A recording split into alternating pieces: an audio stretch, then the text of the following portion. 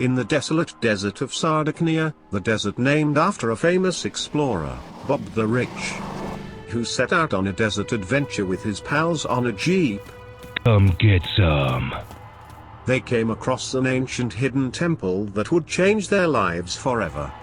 And by lives, I mean Bob's life, because Bob does not have any friends because he is ugly. His friends were just hallucinations because that happens in the desert. Get back to work, you slacker. Holy cow. Bob came across a new specimen of angry creatures of unknown origin, who bit him on the foot, giving him an ancient disease that was destined to destroy all humanity 3,000 years ago. Bob carried this disease back to camp and spread the disease until one day, he woke up to find his foot swollen and white. I've got balls of steel. The doctors did not believe Bob's discovery because he was ugly and were unable to cure swollen foot, and it was left alone. Until one day the foot hatched and hatchling versions of the specimens escaped into the night and infected the entire camp.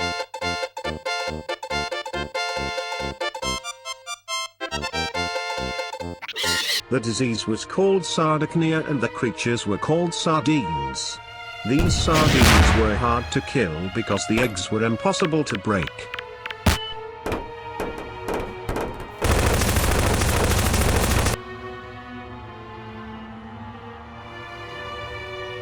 The sardines went on a killing massacre and drank all the water, making the entire world a desert in a time of 3 years. Now you may be wondering why this is related to a quest for a bowl of soup on an empty base plate. Well, soup turned out to be the cure for Sardegnia. If the egg is inside the body, you drink soup. You drink soup. You drink soup. If outside, you pour it. Soup became a daily necessity in everyone's lives and resources became scarce in a matter of time. Unfortunately, there are some people out there who simply cannot live without soup. Our not really hero, Jeff D. Soup, in other words, the Soupinator, would have to endure this horrible phase of not soup drinking.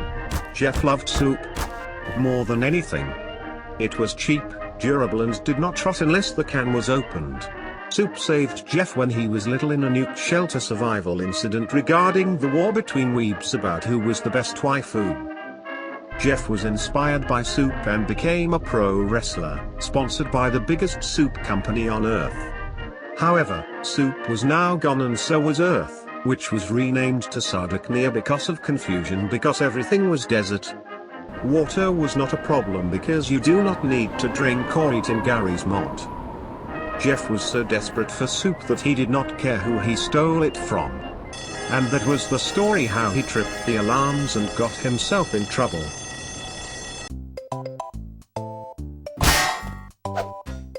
Why soup worshipper? What? Can't you see I am watching history movies? Keep your mouth down, this is the best part. Some losers snuck in and took our soup. Can't you hear the alarms? You are coming with me. Look at that sly loser, making off with our soup. Lads, you got your jeeps ready? Yes. Bruh. Breakfast! No. Let us go then. Jeff made off with the soup.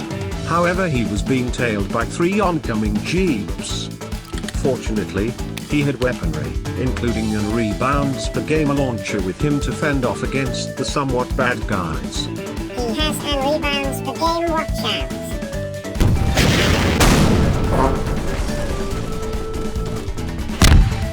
Jeff got one of the cars. However, he stopped triumphing when a bullet almost hit him in the head. Jeff shot another rocket with a held grenade, but the enemies easily dodged it. And there was no way that Jeff could shoot the enemies with any gun because it would be really easy and a waste of ammo which he would need for an emergency, which definitely wasn't this scene. One of the enemy cars pulled up and a stagger hopped on board. Come on, world, I'll have you for breakfast! You will die. Breakfast! Breakfast! Breakfast! Breakfast! You must die. Jeff pressed the anti-shanker button on his car and the cops arrested the shanker Jeep for cheating. I wonder what's for dinner. One vehicle left, and it is always the last vehicle that is the worst. Okay, so you drive up next to him at a safe distance and I will pepper him with a Timmy gun. He does not seem like he has any ammo left. But we should not underestimate the enemy. He may be saving some for one of those really cool time window things. Shut it. You have been watching too much anime. You make us sound like dumb bad guys when all we wanted to do was to survive. You know what? I'm kicking you out of the car. This soup is mine.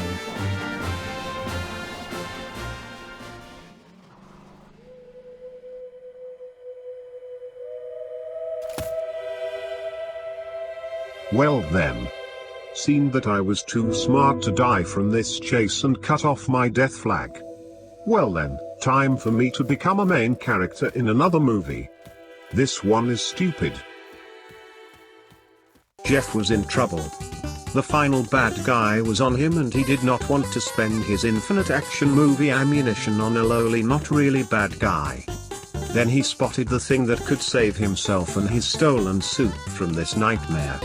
A super convenient temple that definitely does not give off cursed vibes whatsoever because only banks do that.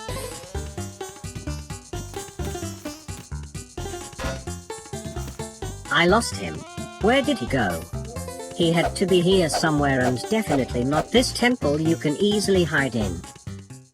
Jeff managed to lose the dumb bad guy, who now is a bad guy because he harmed a bad guy on his team, which makes him a bad guy ×2, which is a bad guy promotion.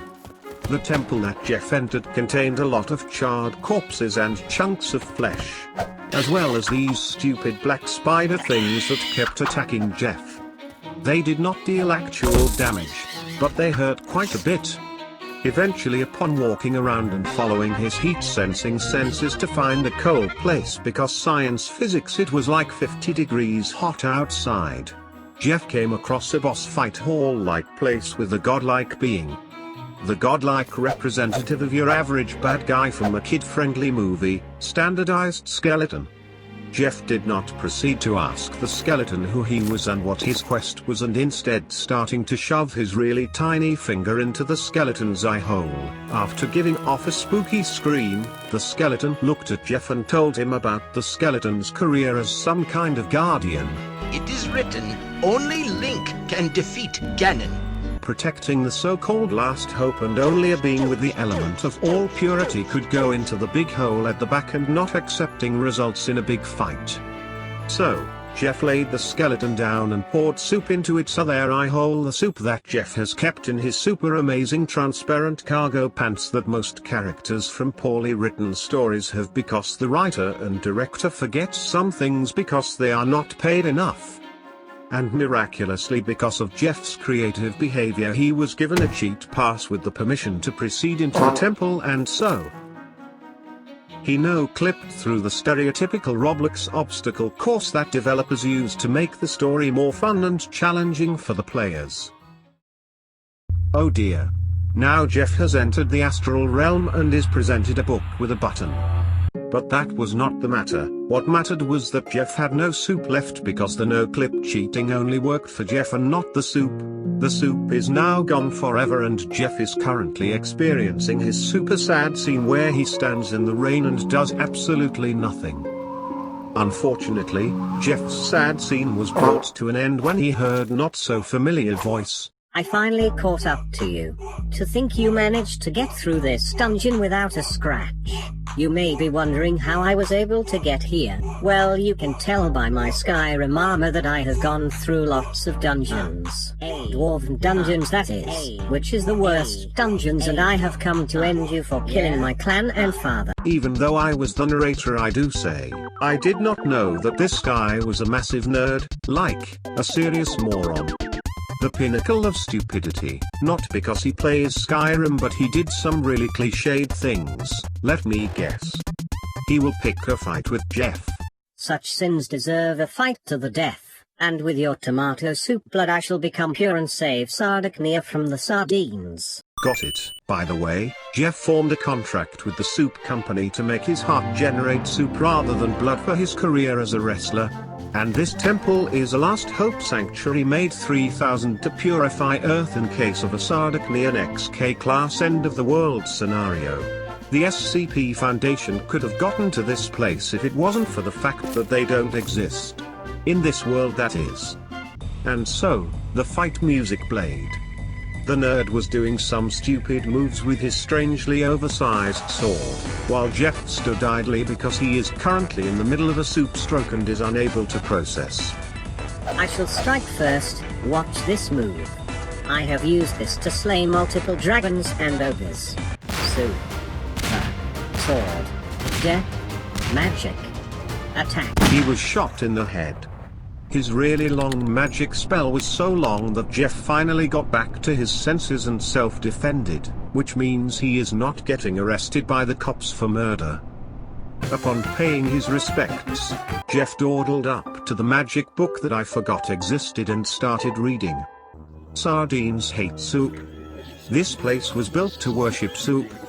Prevent end of the world. Prophecy.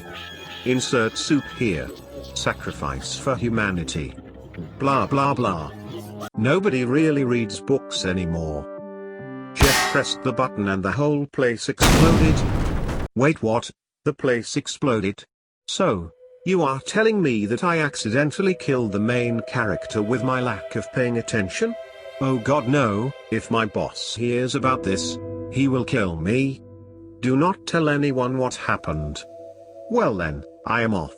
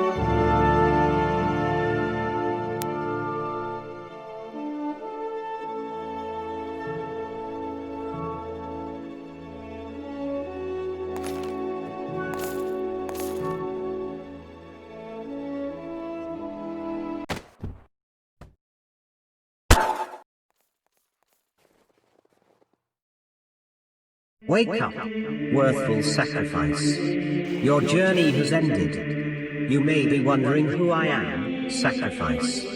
I am Stinkiesel, god of everything, and I am speaking through an echoey megaphone. Hooly-doo, how do you like my angelic impression?